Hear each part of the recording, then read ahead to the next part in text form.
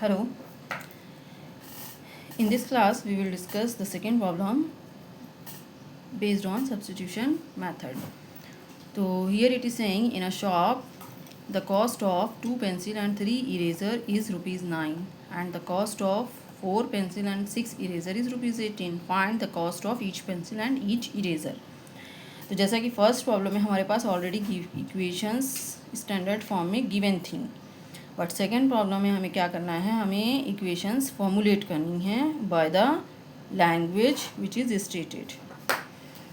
सो हम पहले इक्वेशंस को फॉर्मुलेट कैसे करेंगे ये देखते हैं, उसके बाद इसको हम सॉल्व करेंगे.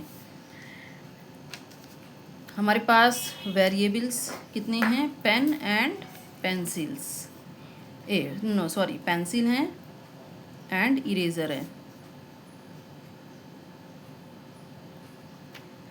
तो हम मान लेते हैं एक पेंसिल की कॉस्ट कितनी है, x रुपीज़.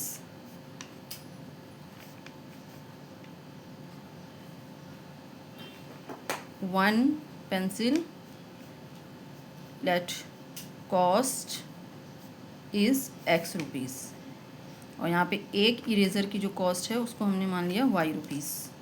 ठीक है, ये कॉस्ट है. तो अब देखते हैं क्या कह रहा है क्वेश्चन. 2 पेंसिल्स, अगर एक पेंसिल की कॉस्ट x है तो 2 पेंसिल की कॉस्ट कितनी होगी, 2x. एंड तो यहाँ पे प्लस हो गया, एंड 3 इरेज़र्स, एक इरेज़र की कॉस्ट y रुपीज़ है तो 3 इरेज़र की कॉस्ट कितनी होगी, 3y. इज़ होगा आपका कन्वर्ट हो गया इक्वल रुपीज़ 9, दैट इज़ 9. तो ये आपकी फर्स्ट इक्वेशन फॉर्म हो गई. सेकेंड इक्वेशन के लिए आगे पढ़ते हैं. कॉस्ट ऑफ 4 पेंसिल्स, एक पेंसिल x रुपीज़ है तो 4 पेंसिल कितनी हो गई, 4x. एंड 6 इरेज़र, तो एंड हो गया आपका प्लस, एंड 6 इरेज़र कॉस्ट हो गई 6y. इज़ हो गया आपका इक्वल, एंड कॉस्ट टोटल कितनी है 18. तो ये आपकी इस तरीके से फॉर्म हो गई इक्वेशंस. तो बेसिकली यहाँ पे आप इस प्रॉब्लम से ये भी देख सकते हैं कि आपके सराउंडिंग में आप कैसे लीनियर इक्वेशंस के जो पेयर हैं इन 2 वेरिएबल्स, कैसे इनको इनकाउंटर करते हैं, कहाँ पे आप इनको अपनी रियल लाइफ में देखते हैं. ठीक है, तो अब हमें इसको सिंपली सॉल्व करना है सब्स्टिट्यूशन मेथड से. अब यहाँ पे हमारे पास देखिए कोई भी वेरिएबल ऐसा नहीं है जिसका कोफिशिएंट 1 हो. ठीक है, तो हम फिर वो देखते हैं कि हमारे पास कौन सा वेरिएबल है जिसका कोफिशिएंट स्मॉलर है. तो यहाँ पे हम बेसिकली x पे फोकस कर रहे हैं, x को एलिमिनेट करेंगे इक्वेशन 1 से, और यहाँ पे 2 है और यहाँ का कोफिशिएंट x का कितना है 4. तो ये यहाँ पे कोफिशिएंट छोटा है तो हम इक्वेशन 1 को चूज़ कर लेते हैं. फ्रॉम इक्वेशन 1 x को एलिमिनेट करेंगे तो 2x is equal to 9 minus 3y, ये हो गया. तो 2 से डिवाइड करेंगे both side, 9 minus 3y upon 2, इसको मान लिया हमने इक्वेशन नंबर 3. अब हमने इसको एलिमिनेट किस इक्वेशन से किया है, फर्स्ट इक्वेशन से, तो इसको अब हम पुट किस इक्वेशन में करेंगे, दूसरी इक्वेशन में. पुट दिस वैल्यू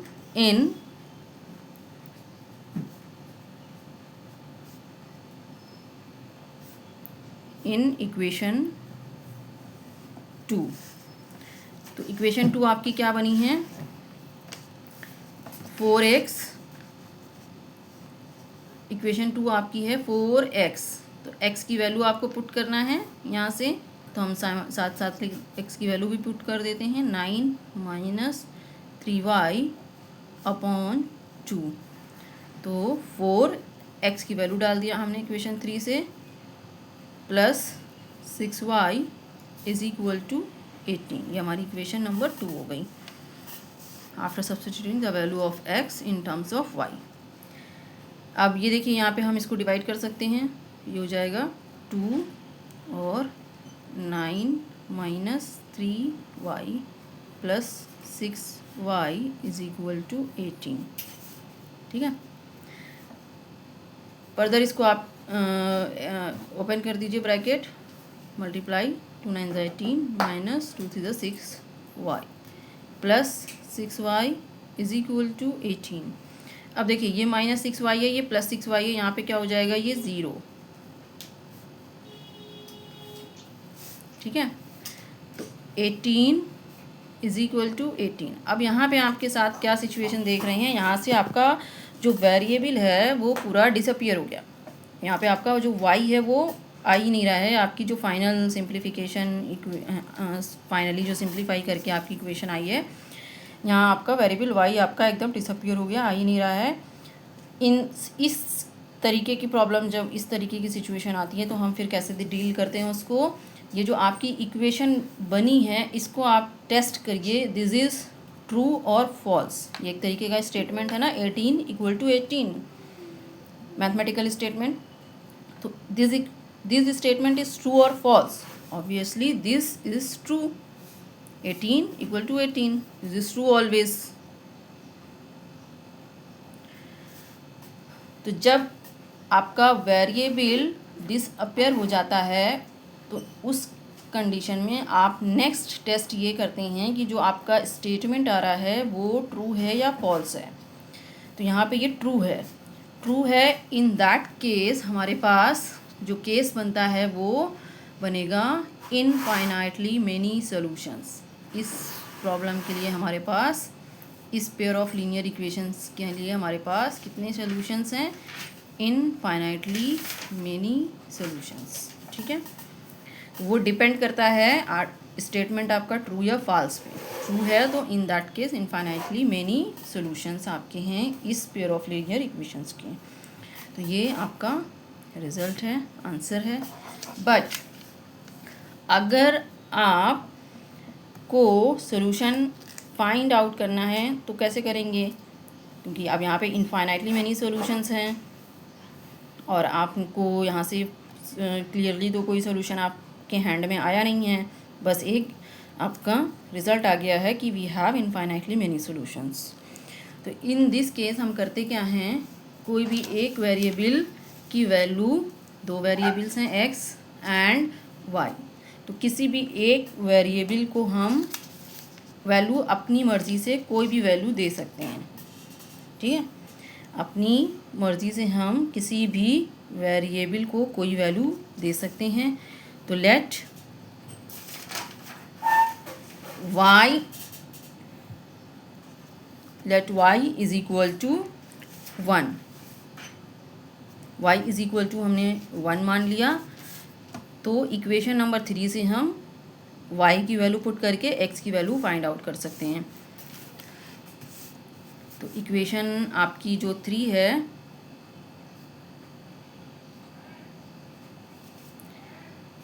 वो क्या है, x is 1/2 9 minus 3y। y को आपने 1 माना तो y की वैल्यू सब्स्टिट्यूट कर दिया, 1/2 9 minus 3 into 1 3, 9 minus 3 6, 6/2 that is 3। तो x की वैल्यू आपकी 3 आ गई। तो इस केस में आपका जो वन सोल्यूशन निकल आया, a solution infinitely many solutions में a solution is x is equal to 3 and y is equal to 1। इसको आप वेरीफाई भी कर सकते हैं, जैसे y is equal to 1 and x is equal to 3। आपकी जो यहाँ पे दो इक्वेशंस थे पेयर में, इसमें आप जो आपने सोल्यूशन निकाला है x is equal to 3 and y is equal to 1, ये वैल्यूज़ डाल के इसको आप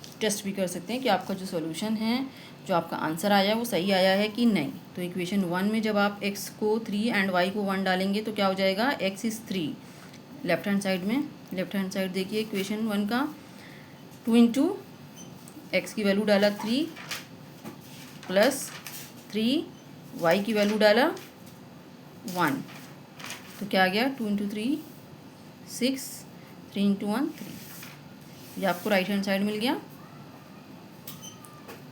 ठीक है, लेफ्ट हैंड साइड आप लेके चले थे, एक्स और वाई की वैल्यू डाला, आपको राइट हैंड साइड करेक्ट मिल गया। तो इसका मतलब ये सोल्यूशन आपका फर्स्ट इक्वेशन को सेटिस्फाई कर रहा है।